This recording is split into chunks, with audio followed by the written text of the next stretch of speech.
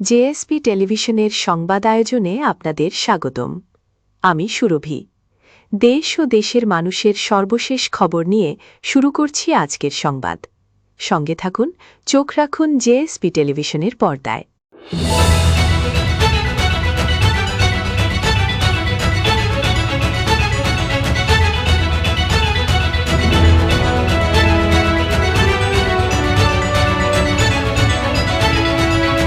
কালের মধ্যে রাজনৈতিক পরিচয় ছিল। এদেরকে আমরা কখনো, যারা শৃঙ্খলা মনে করেন অনৈতিক আপনার উপরে জুলুম করছে এবং সে চলে গেছে, তাদেরকে আমরা নিতে পারবো না। We have to clean this force. আমাদেরকে ফ্রেশ ব্লাডও ঢুকাইতে হবে। যদি ফ্রেশ ব্লাড আমরা না ঢুকাইতে পারি, তাহলে এই অঙ্গীভূত আনসারদের যে 60,000 অঙ্গীভূত আনসার, এদের কিন্তু হবে না। এখন যেহেতু আমি অনেক জায়গায়, এখন আপনাদেরকে জেনে খুশি হবেন, অনেকে আমার কাছে অঙ্গীভূত আনসার চাচ্ছে, আমি দিতে পারছি না, কারণ আমার ট্রেনিং করা লোক নেই। এখন আমি ট্রেনিং দেওয়ার জন্য শুরু করছি। মনে করেন কক্সবাজারে মৎস্য উন্নয়ন বলতেছে আমাকে দাও, আমি আমার এখন নাই, আমাকে আগে কক্সবাজার থেকে লোক ট্রেনিং করাই দাও। তো আমরা সেই ট্রেনিং শুরু করে দিচ্ছি। এখন আমার কিন্তু প্রত্যেকটা লোক অ্যাকাউন্টেবল হবে। যে একটা শাস্তি, মনে করেন আমার সাথে কথা ওর কাটাকাটি হয়েছে, তার জন্য তো তাকে বাইর করে দেওয়া যাবে না। হ্যাঁ, তাকে একটা শাস্তি দিতে হবে। এই শাস্তি কিছুই ছিল না। এগুলো এখন এখানে একদম ডিফাইন করে দেওয়া হয়েছে যে কার কি শাস্তি, এই অঙ্গীভূত আনসারদের কি হবে। এটা কিন্তু আগে খায়েশ, কারণ সে যেহেতু টেম্পোরারি, তাকে বের করে দিত। বের করে দিয়ে বিরলে খেলার মাঠের জমি জবরদখলের অপচেষ্টা এবং মারপিটের ঘটনায় সংবাদ সম্মেলন অনুষ্ঠিত। সেলিম রেজা, বিরল, দিনাজপুর প্রতিনিধি। বিরলে খেলার মাঠের জমি জবরদখলের অপচেষ্টা এবং মারপিটের ঘটনায় সংবাদ সম্মেলন অনুষ্ঠিত হয়েছে। বিকালে কাজীপাড়া জনকল্যাণ সমিতির কার্যালয়ের সম্মুখে জনাকীর্ণ এক সংবাদ সম্মেলনে সমিতির সভাপতি আব্দুল হাকিম লিখিত বক্তব্যে বলেন, আজ আমরা কাজীপাড়া গ্রামসহ আশপাশের কয়েকটি গ্রামের একমাত্র খেলার মাঠ রক্ষার দাবিতে আপনাদের সামনে উপস্থিত হয়েছি। দীর্ঘদিন ধরে 10 নং রানীপুকুর ইউনিয়নের কাজীপাড়া মৌজায় 241 খতিয়ানভুক্ত 1214 নং দাগের 1.67 একর সরকারি এপি জমি স্থানীয়রা খেলার মাঠ হিসেবে ব্যবহার করে আসছেন। মাঠটিতে নিয়মিত ফুটবল সহ বিভিন্ন ক্রীড়া প্রতিযোগিতা অনুষ্ঠিত হয়। সম্প্রতি মাঠ সংলগ্ন জমিতে স্থাপনা নির্মাণ ও ব্যক্তিগত দখলের চেষ্টা নিয়ে বিরোধের সৃষ্টি হয়েছে। গত 1 আগস্ট 2026 দিবাগত শনিবার রাতে মোহাম্মদ আব্দুল কাইয়ুম ও তার ভগ্নিপতি সাবেক ইউপি সদস্য রবিউল ইসলাম মিলন বাঁশ ও টিনের বেড়া দিয়ে মাঠ সংলগ্ন আংশিক জমি দখলের চেষ্টা করেন বলে আমরা জানতে পারি। পরদিন 2 আগস্ট রবিবার বিকালে এলাকাবাসী ও স্থানীয় ইউপি সদস্য মুজিবুর রহমান বিষয়টি নিয়ে আলোচনার মাধ্যমে সমাধানের লক্ষ্যে ঘটনাস্থলে গেলে উভয় পক্ষের মধ্যে উত্তেজনা ও মারপিটের ঘটনা ঘটে। এতে কাজীপাড়া জনকল্যাণ সমিতির সহ-সভাপতি ও কাজীপাড়া দাখিল মাদ্রাসার সহকারী শিক্ষক শারীরিক চর্চা আব্দুল মান্নান, কাজীপাড়া জনকল্যাণ সমিতির যুগ্ম সাধারণ সম্পাদক আনারুল ইসলাম ধলু, সাংগঠনিক সম্পাদক সোহেল এবং নয়নসহ কয়েকজন আহত হন এবং দিনাজপুর মেডিকেল কলেজ হাসপাতালে চিকিৎসার জন্য ভর্তি করা হয়। তিনি আরও বলেন, যখন গণপ্রজাতন্ত্রী বাংলাদেশ সরকারের মাননীয় শ্রেষ্ঠ প্রধানমন্ত্রী তারেক রহমান খেলার মাঠ চিহ্নিত করে খেলাধুলার প্রতি অনুরাগী হওয়ার জন্য সংশ্লিষ্ট প্রশাসনিক কর্মকর্তাগণকে নির্দেশ দিচ্ছেন, ঠিক তখনই একদল ভূমিদস্যু কাজীপাড়া জনকল্যাণ সমিতির খেলার মাঠ অবৈধভাবে দখলের পায়তারা চালাচ্ছে এবং আংশিক দখল করে নিয়েছি।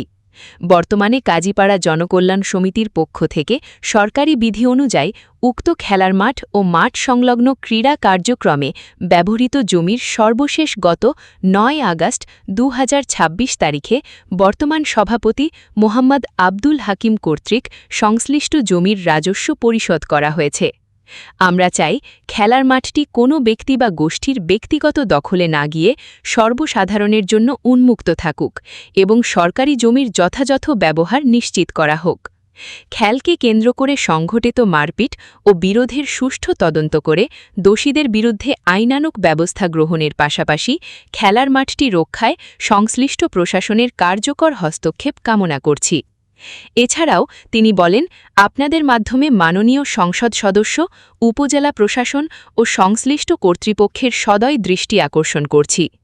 এ সময় সমিতির নেতৃবৃন্দ সহ মাঠের খেলোয়াড়বৃন্দ উপস্থিত ছিলেন এবং সাংবাদিকদের বিভিন্ন প্রশ্নের সন্তোষজনক জবাব দেন নেতৃবৃন্দ।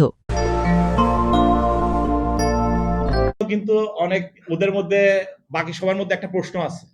আমরা কিন্তু আপনারা খেয়াল করছেন সতেজকরণ প্রশিক্ষণ চালু করছি, যেটা নিয়ে আমাদের প্রচন্ড মধ্যে বাধার মধ্যে পড়ছে। সতেজকরণ প্রশিক্ষণটা কি? সে যে ওই যে হাসপাতালে ডিউটি করবে তার ব্যবহার আচরণ কি হবে সেটা সম্পর্কে তো তার জীবনে ট্রেনিংই হয়নি। He has never been train like that. তো আমরা এখন এগুলো ডিফাইন করে ট্রেনিং শুরু মানে বাট 60,000 লোককে তো আমি কালকের দিনের মধ্যে ট্রেনিং করা শেষ করতে পারবো না। আমি এখন তার যে প্রয়োজনগুলো, সে যে আগে হাসপাতালে ছিল কেউ তার খোঁজ রাখতো না, আমাদের যারা আছে ব্যবস্থাপনা আগে ওই হাসপাতালে যে ডাইরেক্টর যেভাবে ম্যানেজ করতো সেভাবে, কিন্তু এখন আমাদের যারা জেলা এবং বিভিন্ন পর্যায়ে আছে তারা গিয়ে হাসপাতালে ডেলি খোঁজ নিচ্ছে কে অনিয়ম করতেছে। প্রতিদিন আপনারা হয়তো খবর পান না, আমি অনেক আপনারা মাঝে মধ্যে ফেসবুকে দেওয়া হয়, অনেক এদেরকে শাস্তিমূলক ব্যবস্থা নেওয়া হচ্ছে। এখন এটা নিতে গিয়ে আপনি 100% পিউরিফিকেশনের জন্য ওই সতেজকরণ ট্রেনিং গুলো শেষ হইতো। তখন ইভেন আমরা এখন ডোপ টেস্ট করি, অনেক অনেক ডোপ টেস্ট করে চলে গেছে যে যারাই এই মাদকের সাথে ঢুকে তাদেরকে আমরা করে নিচ্ছি। সো এইটার ইফেক্টটা আসতে আপনার ওই যে সতেজকরণ, যখন আমি বছরে ম্যাক্সিমাম 10,000 সতেজকরণ শেষ করতে পারি, তো ওইটা যখন আমার 60,000 শেষ হয়ে যাবে training, you will see a positive impact. এবং দায়বদ্ধতার জায়গায় আমি সাংবাদিক ভাইদেরকে বলবো, আপনারা যদি কোথাও সিঙ্গেল একটা অনিয়মের রিপোর্ট পান বা কোনো পান, সাথে সাথে আমাদেরকে জানালে you see the fastest action. আমরা শুধু আপনার না, আমরা উই ফলো আওয়ার পেজেস, যে বিভিন্ন আপনারা যেখানে একটা সাধারণ পাবলিকও যদি কেউ দিছে যে answer has done this bad thing in the airport of the hospital, আমরা সাথে সাথে ওইটা ইনভেস্টিগেট করি অ্যান্ড সাথে সাথে ওর এগেনস্টে অ্যাকশন নিই, যেটা আমরা আমাদের সোশ্যাল মিডিয়াতে শেয়ার করি, আমরা আপনাদের গ্রুপেও শেয়ার করি। নিষিদ্ধ পলিথিন বন্ধে ঝালকাঠিতে সচেতনতামূলক সভা। এইচ.এম. নাসির উদ্দিন, ঝালকাঠি প্রতিনিধি। নিষিদ্ধ ঘোষিত পলিথিন শপিং ব্যাগের ব্যবহার বন্ধে জনসচেতনতা বাড়াতে ঝালকাঠিতে সচেতনতামূলক সভা অনুষ্ঠিত হয়েছে। সকাল 11টায় জেলা প্রশাসকের সম্মেলন কক্ষে জেলা প্রশাসন ও জেলা পরিবেশ অধিদপ্তর কার্যালয়ের আয়োজনে এ সভা অনুষ্ঠিত হয়।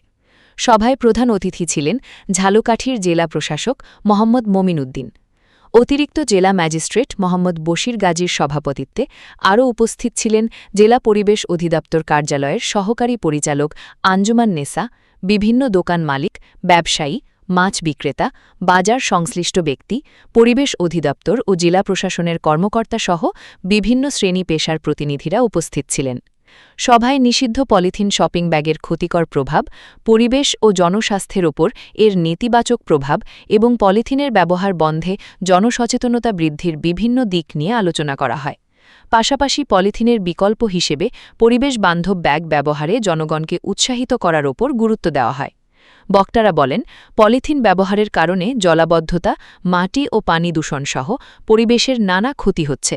তাই শুধু আইন প্রয়োগ নয়, পলিথিনের ক্ষতিকর দিক সম্পর্কে সাধারণ মানুষকে সচেতন করে তোলাও জরুরি। নিষিদ্ধ পলিথিনের ব্যবহার বন্ধে ব্যবসায়ী ও ভোক্তা উভয় পর্যায়ে সচেতনতা বাড়ানোর আহ্বান জানানো হয়। ঝালকাঠিতে অন্ধ বৃদ্ধারোগ ও নির্যাতনের প্রতিবাদে মানববন্ধন ও বিক্ষোভ সমাবেশ। এইচ.এম. নাসির উদ্দিন, ঝালকাঠি প্রতিনিধি। ঝালকাঠি সদর হাসপাতাল থেকে এক অন্ধ বৃদ্ধাকে তুলে নিয়ে পাশবিক নির্যাতনের প্রতিবাদে এবং দোষীদের দৃষ্টান্তমূলক শাস্তির দাবিতে মানববন্ধন ও বিক্ষোভ সমাবেশ অনুষ্ঠিত হয়েছে। সকাল 10টায় ঝালকাঠি সদর হাসপাতালের সামনে সচেতন নাগরিক সমাজ ঝালকাঠির ব্যানারে এ কর্মসূচি পালিত হয়। মানববন্ধনে বক্তারা বলেন, এক অন্ধ বৃদ্ধাকে হাসপাতাল থেকে তুলে নিয়ে যেভাবে নির্যাতন করা হয়েছে তা অত্যন্ত ন্যাক্কারজনক। যারা এই ঘটনার সাথে জড়িত তাদের দ্রুত আইনের আওতায় এনে কঠোর শাস্তির ব্যবস্থা করতে হবে। এছাড়া নির্যাতিতা বৃদ্ধার চিকিৎসা ও পুনর্বাসনে প্রয়োজনীয় ব্যবস্থা নেওয়ার জন্য প্রশাসনের প্রতি আহ্বান জানান। মানববন্ধনে সচেতন নাগরিক সমাজের প্রতিনিধি, মানবাধিকার কর্মী, গণমাধ্যম কর্মী সহ স্থানীয় গণ্যমান্য ব্যক্তিরা উপস্থিত ছিলেন। মানববন্ধন শেষে ঝালকাঠি সদর হাসপাতালের কাছে একটি স্মারকলিপি দেওয়া হয়। পাশাপাশি হাসপাতালে ভর্তি নির্যাতিত এই নারীকে দেখতে যান সবাই। একটা দলের কোন সভাপতি সেক্রেটারি বা একটা সদস্যকে বাদ করতে হলে আগে তাকে স্পেসিফিক কারণ সুপাস করতে হবে। কি ঠিক না? সুপাস করবে, সে সুপাসের জবাব দেবে। যদি জবাব সন্তোষজনক হয়, মৌকুফ হবে, আদালত তার বিরুদ্ধে উপরের লেভেলে রিকোয়েস্ট করবে যে তার বিরুদ্ধে ব্যবস্থা করা হবে। সাংগঠনিক ব্যবস্থা এই সম্পাদিত করেছে, সাংগঠনিক ব্যবস্থা। সেটা না করে একটা তথ্য সম্পর্ক করতে যে আসলে থানায় 6 বছর আগে সভাপতি মারা গেছে আমাদের আজগর সৌদি আজগর, এই 6 বছরে একটা ভারপ্রাপ্ত সভাপতি এই কমিটি এখনো দিতে পারে। কেমন ব্যর্থ কমিটি! একটি পক্ষে এমপির পক্ষে, একটি কমিশনের পক্ষে, একটি আয়োগের পক্ষে, একটি আমার পক্ষে, একটা মুখের পক্ষে, এরকম দ্বিধাবিভক্ত আছে। আমার বাবা শহীদ জেল পানি করেছে, আমার মা খালেদার জন্য কেঁদে কেঁদে নামাজ পড়ে দোয়া করেছে, তারেক রহমান জন্য করেছে, আমার পরিবারের প্রত্যেক মানুষ বিএনপি। অতএব আমি আমার মাকে বিএনপি করতে হারিয়েছি। আমি বলছি আমার মা ফেরত দাও, আমি দল ছেড়ে ছাড়েননি তিনি আলহাজ মুখলিসুর রহমান ইলিয়াস সাহেব। নির্বাচনের সময় যাকে দেখা গেছে প্রচারণার প্রথম সারিতে, যার বক্তব্য ছিল মানুষের মুখে মুখে, যার জনপ্রিয়তা ছিল তৃণমূলের মানুষের হৃদয়ে, আজ সেই ত্যাগী নেতার বহিষ্কার। প্রশ্ন একটাই, কেন?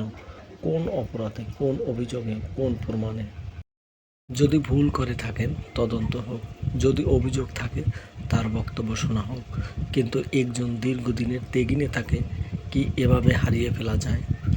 আজ ধামসোনা ইউনিয়নের মানুষের পক্ষ থেকে মাননীয় তারেক রহমানের কাছে আকুল আবেদন, স্যার আপনি একবার বিষয়টি নিজে দেখুন,